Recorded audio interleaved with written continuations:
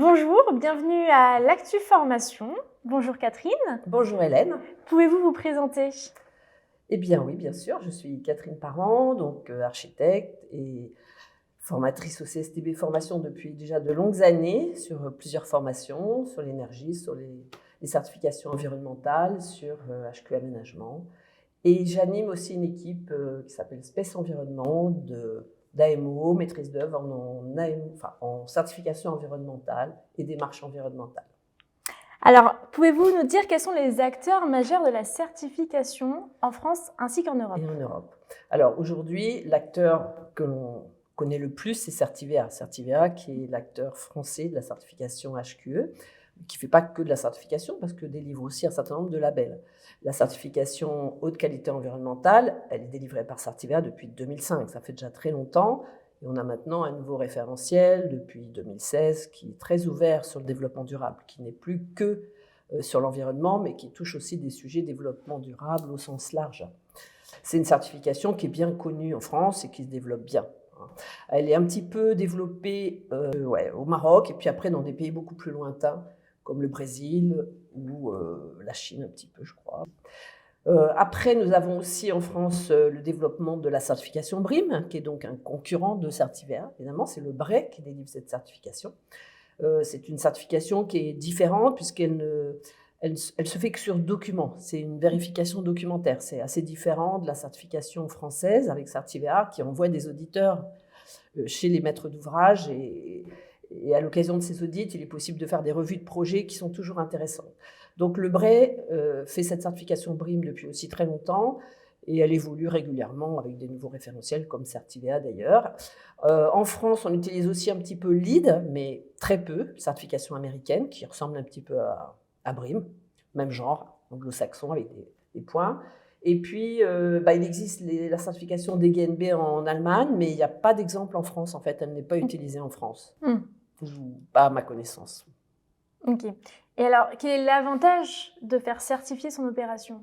Oui, parce qu'on pourrait se dire, on peut faire une démarche sans être certifié, bien sûr. Il y a d'ailleurs des acteurs qui le font, mais c'est plus des acteurs dans le domaine public, pour des collèges, des lycées qui vont avoir des démarches environnementales non certifiées. Dans le privé tertiaire, il y a toujours des certifications. Personne ne fait de démarche non certifiée parce que l'avantage de la certification, c'est d'avoir une validation externe par un acteur qui lui-même est accrédité en tant que certificateur. Donc d'avoir un regard externe et d'avoir un certificat délivré par un tiers extérieur qui n'est pas simplement une auto-évaluation que font les acteurs qui restent dans une démarche. Puisque voilà, il n'y a pas d'œil extérieur pour surveiller que cette démarche elle est réellement valide en termes de développement durable et d'environnement. Très bien. Alors, pouvez-vous nous dire quelles sont les grandes étapes d'une démarche de certification ? Eh bien, bien sûr, il faut qu'il y ait la volonté du maître d'ouvrage. Alors, le maître d'ouvrage, la première étape, c'est de s'inscrire auprès des certificateurs, que ce soit Certivea, BREEAM ou LEED même. Chacun a son mode d'inscription, donc on s'inscrit, on contractualise, et puis ensuite, on s'auto-évalue en suivant un référentiel, et on a soit un cursus d'audit avec Certivea, qui peuvent être un audit en phase programme, un audit en phase conception, un audit en phase réalisation, ça c'est pour Certivea. L'avantage de ce système à 3 audits, c'est qu'après un audit programme, par exemple avec Certivea, on peut être certifié, on a un certificat.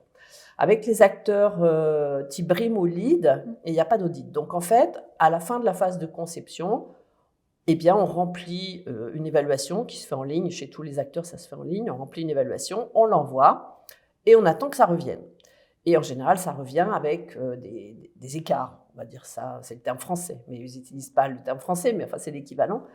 Et il faut répondre à ces écarts et puis ensuite renvoyer le dossier jusqu'à ce qu'il soit accepté et validé par l'organisme de certification.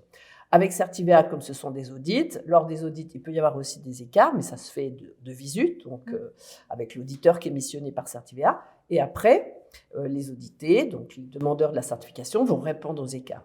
Quand ce travail de réponse sera finalisé, Certivea donc délivre le certificat. En ce qui concerne BREEAM et LEED, il n'y a pas vraiment de certificat en cours de route. C'est à la fin qu'on a un vrai certificat. Donc, pour la communication, c'est un peu moins facile. Y a-t-il eu des évolutions notables ces dernières années dans le domaine de la certification? Alors oui, il y en a eu. Chez BREEAM, on a eu en 2016, ouais, ça date déjà, hein, on a eu des évolutions sur les 2 référentiels pour le bâtiment neuf et le bâtiment rénové. Par contre, Certivéa, c'est plus récent, puisque c'est là, en début d'année 2023, que la V4 de HQE Bâtiment Durable a été ouverte, en quelque sorte, oui, ouverte à la certification, et aussi une version nouvelle qui remplace l'ancienne version NFHQE qui fonctionnait avec 14 cibles, et donc avec un nouveau référentiel qui s'appelle HQE-B pour bâtiment, et qui est une version un peu simplifiée de HQE-BD V4. Donc ça, c'est très récent. Bon, le gros changement, ça a été en 2016 en fait, parce qu'on est passé des 14 cibles qui étaient vraiment axées que sur l'environnement, à 20 thèmes, avec des thèmes sur le développement durable, alors la biodiversité beaucoup plus accentuée, les services, le transport, l'adaptabilité des bâtiments, l'accessibilité, donc des nouveaux sujets qui n'étaient pas avant dans la certification, et ça c'est depuis 2016 seulement. De ce point de vue-là, d'ailleurs, dans la certification HQE, il y a plus de sujets développement durable que dans BREEAM et LEED, qui sont restés plus orientés environnement pur. Ok. Voilà. Après, je pense que si on veut juste voir les grandes lignes, je dirais qu'en tout cas, on a un développement accentué de la biodiversité, enfin, du sujet biodiversité, qui est accompagné aussi de labels qui existent, qui sont aussi délivrés par notamment Certivéa pour le label Biodiversity. Mais on sent globalement que c'est quelque chose qui est beaucoup plus présent qu'avant. On avait, bien sûr, on a toujours eu le sujet, par exemple, de l'eau, mais je pense qu'à venir, ça va devenir un sujet un peu plus prégnant, vu la situation actuelle. Donc, on peut imaginer que l'eau va devenir aussi peut-être un sujet renforcé dans les certifications, puisque finalement, ça suit un petit peu l'évolution de ce qu'on vit, quoi. Donc, il y a eu beaucoup de renforcement sur l'énergie, bien sûr, mais pas que, quoi. Il y a beaucoup de sujets maintenant qui sont couverts, parce que c'est un sujet global. Et puis, il y a eu aussi les ACV, analyse de cycle de vie, qui sont vraiment rentrés maintenant chez tous les certificateurs. Catherine, vous animez une formation sur les différents référentiels et labels dans le secteur du bâtiment. À qui s'adresse cette formation ? Plutôt aux maîtres d'ouvrage quand même, pas trop aux bureaux d'études eux-mêmes. Les maîtres d'ouvrage, ils sont toujours confrontés au choix, quelle certification choisir. Donc ça répond à cette demande-là. Bien comprendre les différentes certifications, comprendre les différences entre elles, comprendre les points communs, les évolutions aussi qu'elles ont subies, leur façon de fonctionner, leur structure, leur philosophie. Donc c'est vraiment une approche un peu globale et beaucoup en comparant les 4 certifications, notamment, par exemple, on fait toute une partie en prenant un sujet environnemental, par exemple l'énergie, on regarde comment c'est traité dans les 4 certifications. On prend le management et on regarde comment c'est traité dans les 4 certifications. Donc à chaque fois, c'est une vision vraiment à 360 degrés. Donc voilà, c'est pas fait pour apprendre à certifier un projet, c'est fait pour apprendre à choisir une option de certification ou plusieurs, puisqu'il y a des projets qui sont multi-certifiés. HQE, BREEAM, c'est assez courant quand même.